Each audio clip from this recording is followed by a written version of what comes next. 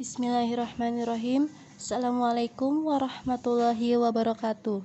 Kembali lagi dengan saya Sabrina Mutahharoh dengan NIM 1908304033, jurusan Ilmu Al-Quran dan Tafsir. Di sini saya akan memenuhi tugas UAS, yaitu tentang mendefinisikan Mushaf Al-Quran Standar Utsmani dan Mushaf Maroko. Bukan hanya mengenal, tapi kita juga memperbedakan Mushaf Standar Utsmani dan Mushaf Maroko. Mushaf Al-Quran Standar Utsmani Indonesia merupakan salah satu dari ketiga jenis Mushaf Al-Quran Standar Utsmani Indonesia yang ditasih di bawah lembaga Lajnah Pentasih Mushaf Al-Quran atau yang bersingkat LPMA. Lembaga ini memberikan kemudahan bagi setiap penerbit Al-Quran untuk menerbitkan Mushaf Al-Quran dan ditasih melalui LPMA. Definisi Mushaf Al-Quran Standar Utsmani Indonesia.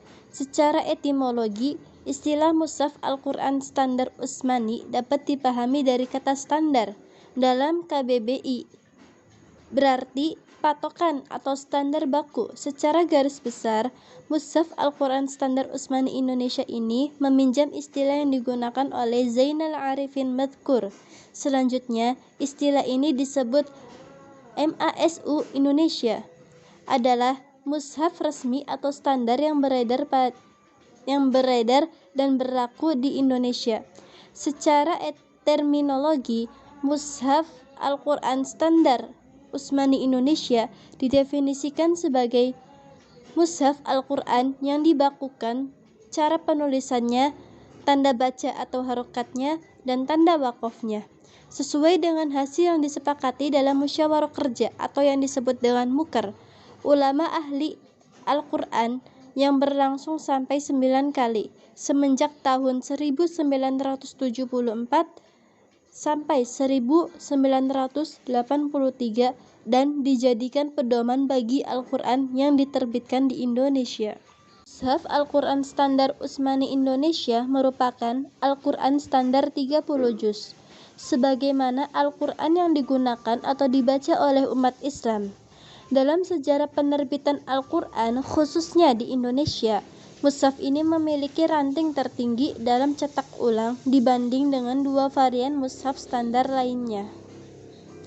Kemudian ada metode penulisan Mushaf Al-Quran Standar Utsmani Indonesia. Dalam penulisan Al-Quran Standar Indonesia, secara umum terdapat prinsip-prinsip yang harus diikuti. Di antaranya yang pertama ada penulisan resem. Nah, pada dasarnya penulisan Al-Quran Mushaf Al-Quran Standar Utsmani Indonesia ini mengacu pada terbitan Departemen Agama pada tahun 1960 dan sebagai pedoman untuk tanda-tanda baca. Adapun pembahasan tentang penulisan resem Al-Quran dalam setiap musyawarah kerja, ahli Al-Quran selalu berpatokan pada Al-Quran tersebut selama peredarannya dapat dipertanggungjawabkan. Berdasarkan acuan Imam Resem, mayoritas resem Mushaf Al-Quran diriwayatkan oleh Abu Amr Ad-Dani dan Abu Daud Sulaiman. Selanjutnya ada penulisan harokat. Lalu ada penulisan alif koto dan alif wasol. Ada penulisan hamzah. Penulisan hamzah pada dasarnya ditempatkan pada tempat atau huruf yang sesuai dengan bunyinya, kecuali pada tempat-tempat tertentu yang menurut kaidah-kaidah rasm tidak menuruti kaidah tersebut. Nun silah atau nun wasal adalah nun kecil yang diletakkan di bawah alif wasal yang berfungsi untuk menyambungkan bunyi nun sukun pada harokat tanwin dengan harokat sukun pada kata sesudahnya. Lalu ada sifir. Sifir adalah tanda berbentuk bulatan yang diletakkan di atas alif zaidah. Bentuk alif sifir ada dua macam, ada sifir mustadir dan sifir mustatir. Sifir mustadir diletakkan di atas alif zaidah yang tidak berpengaruhi terhadap bacaan, baik ketika wasal maupun ketika waqaf. Sedangkan sifir mustatir diletakkan di atas alif zaidah yang berpengaruh terhadap bacaan ketika waqaf. Tanda-tanda waqaf. Dalam Mushaf Al-Quran Standar Utsman Indonesia, waqaf yang ditetapkan berperan dalam penulisan mushaf ada 6, yaitu titik 3, la, shola, qola, jim, dan mim. Keseluruhan tanda wakaf tersebut berpengaruh pada pemberian harokat dan tanda-tanda tajwid pada huruf-huruf yang sebelum atau sesudahnya. Adapun keenam tersebut antara lain dapat dikelompokkan ke dalam 3 bagian. Ada qola, jim, dan mim. Nah, tanda-tanda ini berpengaruh pada pemberian harokat atau tanda-tanda tajwid. Ada la sama shola. Tanda wakaf atau yang kita disebut dengan ghairu tam, maka tidak diberi harokat karena pada hakikatnya pembaca tidak diperkenankan untuk berhenti pada tanda wakaf tersebut. Tanda wakaf mu'anaqah. Nah, apa itu tanda wakaf mu'anaqah? Adalah suatu tanda wakaf di mana pembaca hanya dibolehkan berhenti pada salah satu dari kedua tanda tersebut. Selain itu, pembaca juga boleh tidak berhenti sama sekali pada kedua tanda tersebut. Hukum pada tanda wakaf ini berbeda dari 2 tanda wakaf sebelumnya. Pada tanda wakaf ini, alif wasol tidak diberi harokat dan semua bacaan yang mengandung hukum-hukum tajwid tidak dicantumkan tanda-tanda tajwidnya. Mushaf Al-Quran Standar Utsmani Indonesia. Yang pertama ada bersumber pada Al-Quran Utsmani menurut bacaan Imam Hafiz dan rasamnya sesuai dengan rasam Al-Quran yang terkenal dengan nama Bahriyah cetakan Istanbul. Yang kedua, pembakuan dalam tanda-tanda baca. Yang ketiga, penggunaan harokat. Yang keempat, letak nisf Al-Quran seperti wal yatalattaf berada di tengah halaman sebelah kiri. Yang kelima, bentuk khat dalam penulisan mushaf lebih memilih bentuk khat nasakh. Yang keenam, tidak menggunakan nun kecil untuk tanda idhar. Khat atau tanda baca ditempatkan pada tempat yang tepat sebagaimana harusnya berada. Yang kedelapan, tidak menulis kata-kata yang bertumpuk-tumpuk atau berhimpitan. Yang kesembilan, pembenahan potongan kalimat atau kata yang tidak tepat. Dan yang ke-10, konsistensi antara wakaf dengan harokat atau tanda baca. Baik, selanjutnya ada Mushaf Maroko.